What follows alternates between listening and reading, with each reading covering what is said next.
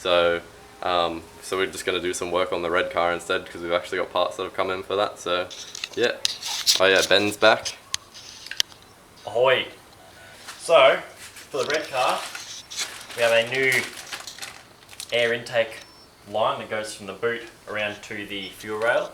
We're going to be putting that on because the other one was all perished. We also replaced the boot because it had a big hole in it too, and I've also replaced the injectors, so I'll be keen to see if they leak like a sieve when I start it up for the first time in about 3 months.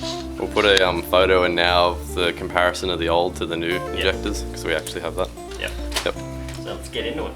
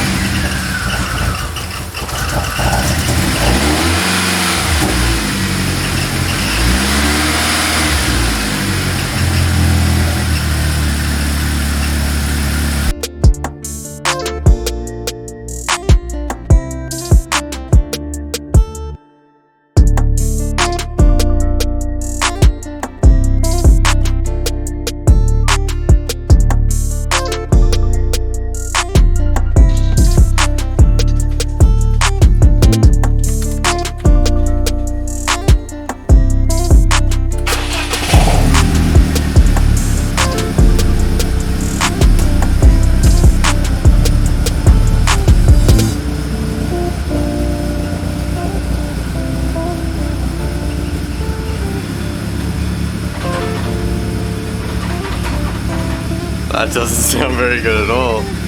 Does she work? Sweet. I know, it might be a clutch or something there. Yeah, sweet. At least the speed sensor works. That was all that was then. What? Was that? Yeah. Happy days.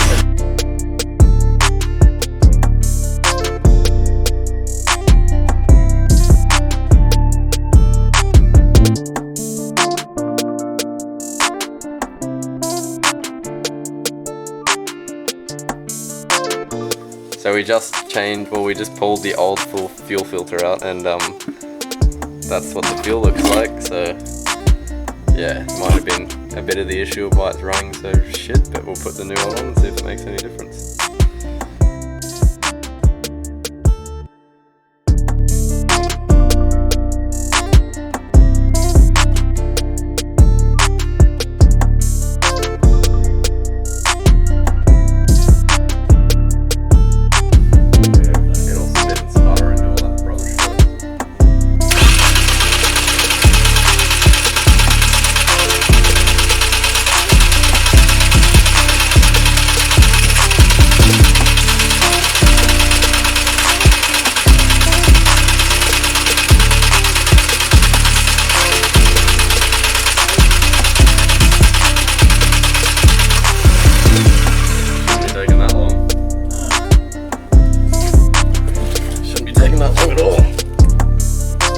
Leaking anything.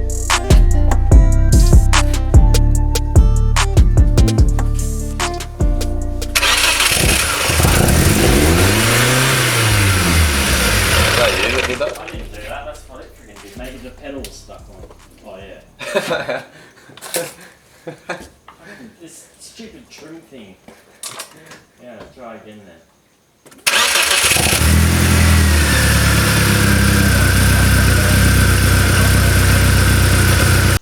Alright, so we're just wrapped up for tonight. So we managed to get the vacuum line, or whatever it is. It's an air hose that goes from the intake boot into the injectors. We managed to get that installed. We've been waiting on that for a few months, so it's good that we finally got that part, because we could fire up the red car for the first time in like 3 months, and it ran pretty shit. So we changed the speed sensor in the diff, so the speedo actually works now, which is good, and we just changed the fuel filter, which has got the car running mint now, so it's idling at like 800 RPM opposed to like 1300 RPM. It's not coughing and spatting and carrying on like an idiot, so which is real good. It's good that it was a cheap, easy fix. So it's running mint now. We've discovered it's got a clanking sound from the rear, so we think that it might be the diff bushes or the diff itself or a universal joint or something. So we're going to try and diagnose that tomorrow and see how we go. But I'm going to call it a night for tonight 'cause it's getting pretty late. Benny's got to go home, so yeah.